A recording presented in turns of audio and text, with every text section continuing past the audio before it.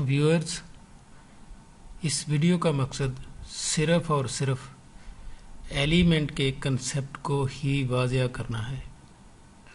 आइए हम चलते हैं अपनी वीडियो की जानिब, और अगर आप इस वीडियो को एंड तक देखेंगे तो मैं नहीं समझता कि आपको एलिमेंट का कंसेप्ट क्लियर ना हो।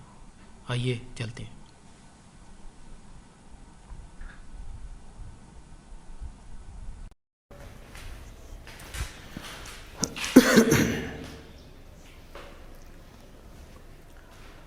Welcome to our channel.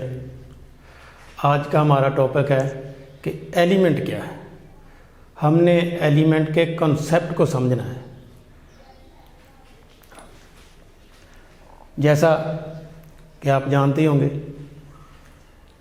कि इस कायनात में जितनी भी चीज़ें हमें नज़र आती हैं या हम महसूस करते हैं, वो सब की सब क्या है? मैटर।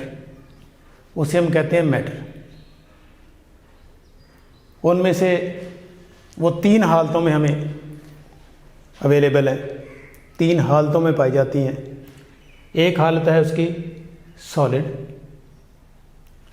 दूसरी हालत है उसकी लिक्विड, तीसरी हालत है उसकी गैस। सॉलिड, ये हर चीज़ सॉलिड है। जैसे ये चाक है, ये सॉलिड है। ये बोर्ड है, ये सॉलिड है। ये दीवार आप देख रहे हैं, ये सॉलिड है। लिक्विड, पानी, ऑयल और दूसरी बहुत सारी चीज़ें। गैस, इसकी मेन मिसाल हवा है। अगरचे हम इसे आँखों से देख नहीं सकते लेकिन महसूस करते हैं, तो अपना वजूद तो रखती है। अब हम आगे आते हैं कि मैटर को अगर केमिकली देखा जाए कि ये केमिकली मीन ये इसकी बनावट देखी है, ये किस तरह बना हुआ है, तो केमिकली भी ये तीन हालतों में पाया जाता है। आप इसकी तीन हालतें देखते हैं। नंबर 1 एलिमेंट की सूरत में, नंबर 2 कंपाउंड की सूरत में, नंबर 3 मिक्सचर की सूरत में।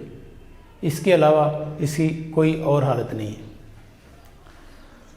आज हमने डिस्कस करना है एलिमेंट। एलिमेंट क्या है? एलिमेंट को समझने के लिए सबसे पहले हमें थोड़ा सा एटम को समझना होगा, इस मैटर को समझना होगा कि ये बना कैसे। आप जानते होंगे कि मैटर बहुत ही बारीक ज़रात से मिलकर बना है। जैसे ये मेरे हाथ में चाक है, ये सॉलिड है। अब इसे तोड़ना शुरू करते हैं। 1 से 2, 2 से 4, 4 से 8, इवन कि आप आम जुबान में हम कह लें कि आप इसे पीस दें तो इसे छोटे छोटे ज़रात में तकसीम हो जाएगा। अब उन छोटे छोटे पीसे हुए ज़रात को उनमें से एक ज़रा उठा लिया जाए, उसको भी आप मज़ीद तोड़ दें, मज़ीद तकसीम कर दें, करते जाएं। एक स्टेज ऐसी आ जाएगी, एक ज़र्रा ऐसा आ जाएगा कि जो फर्दर उसको आप तोड़ नहीं सकते, उसको आप तकसीम नहीं कर सकते। जिस ज़र्रे को आप मज़ीद तोड़ नहीं सकते, मज़ीद तकसीम नहीं कर सकते, उस ज़र्रे को एटम कहते हैं। सारे का सारा मैटर, खा वो सॉलिड हो, खा वो लिक्विड हो, खा वो गैस हो, इसी एटम की ही पैदावार है। हर चीज़ का, सॉलिड का, लिक्विड का, गैस का जो यूनिट है, जो इकाई है, वो एटम है।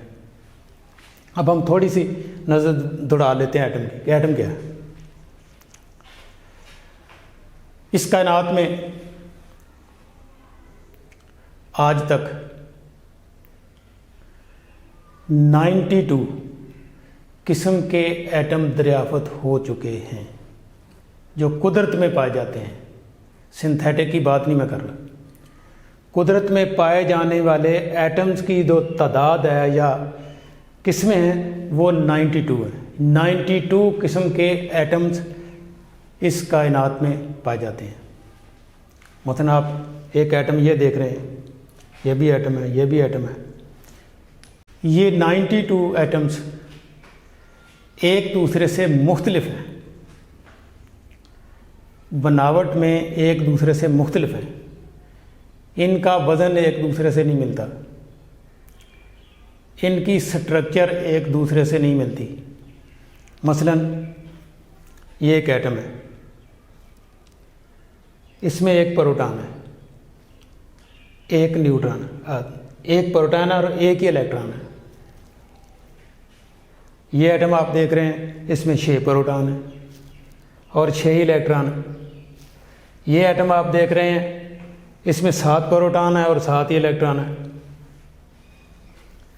ये एटम आप देख रहे हैं, इसमें 92 प्रोटॉन है और 92 ही इलेक्ट्रॉन है।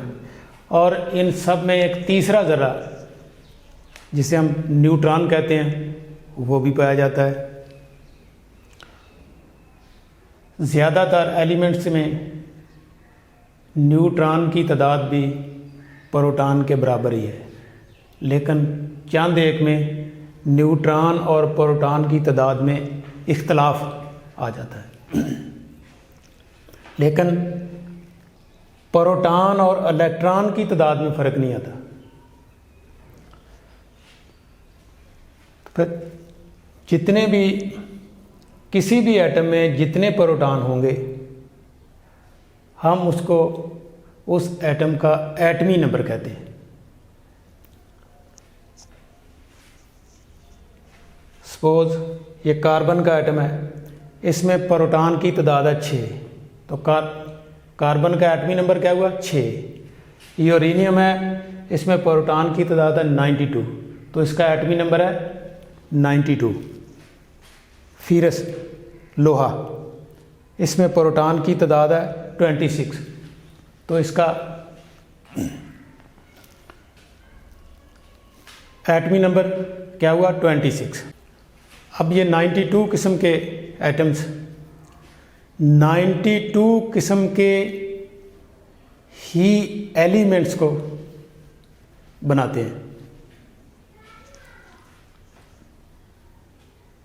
एलिमेंट की तारीफ हम यूँ कर सकते हैं, इसको डिफ़ाइन इस तरह कर सकते हैं कि ऐसा मैटर, ऐसी सब्सटेंस जिसके तमाम के तमाम एटम्स एक ही किस्म के हों, या हर वो चीज़ जिसको एक ही किस्म के एटम्स मिलकर बनाते हैं उसे हम एलिमेंट कहते हैं। मसलन ये एटम है हाइड्रोजन का, इसमें एक प्रोटॉन है। हाइड्रोजन के जितने भी एटम्स हैं उन सब में एक प्रोटॉन वाला ही एटम होगा।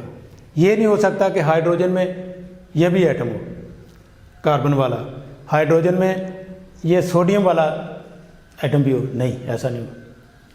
इनके सभी के सभी एटम्स एक ही तरह के होंगे और वो एक ही प्रोटॉन पर मुश्तमिल होंगे। ये नामुमकिन है कि हाइड्रोजन में कोई ऐसा एटम भी पाया जाए जिसके प्रोटॉन की तादाद 2 हो जाए या 3 हो जाए या 4 हो जाए, ऐसा नहीं होगा।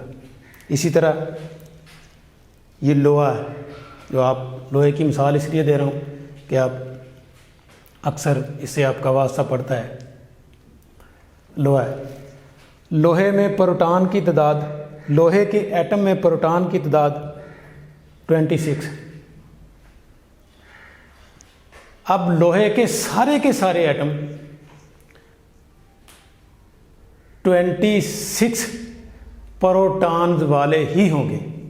ये मुमकिन नहीं है कि लोहे के किसी एटम में 27 हो जाए प्रोटॉन की तादाद, नहीं, या 28 हो या 30 हो या 15 हो, ऐसा नहीं होगा। लोहे के सारे जो एटम्स हैं उनमें प्रोटॉन की तादाद 26 ही होगी। तो फिर हम एलिमेंट को इस तरह डिफाइन कर सकते हैं कि ऐसा सब्सटेंस, ऐसी चीज़ जिसके तमाम के तमाम एटम्स एक ही तरह के हों, उनमें कोई फ़र्क ना हो, उन सब का एटमी नंबर एक ही हो, उसे हम क्या कहते हैं? एलिमेंट्स की बहुत सारी मिसालें हमारे सामने हैं। हाइड्रोजन एक एलिमेंट है, ऑक्सीजन एक एलिमेंट है। ऑक्सीजन के एटम में प्रोटॉन की तादाद 8 होती है। लोहे के एटम में प्रोटॉन की तादाद 26 होती है। कैल्शियम में प्रोटॉन की तादाद 20 होती है। पोटाशियम में 19 होती है। मैग्नीशियम में 12 होती है और नाइट्रोजन में 11 होती है।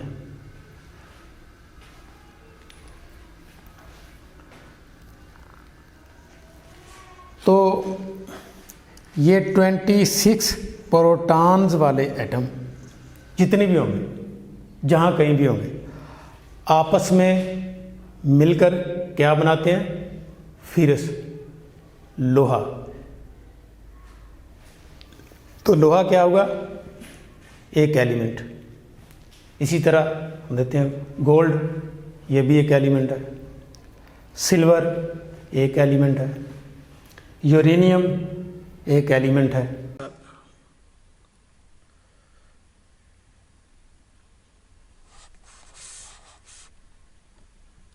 बहुत ही सादा अल्फाज में अगर ये कहा जाए तो गलत ना होगा कि जिस तरह ABC से लेकर के 26 अल्फाज के कम्बिनेशन से ही लाखों अल्फाज बनते हैं, इसी तरह इन 92 एलिमेंट्स के मिलाप से ही ये तमाम नज़र आने वाली लाखों किस्म की चीज़ें बनती हैं।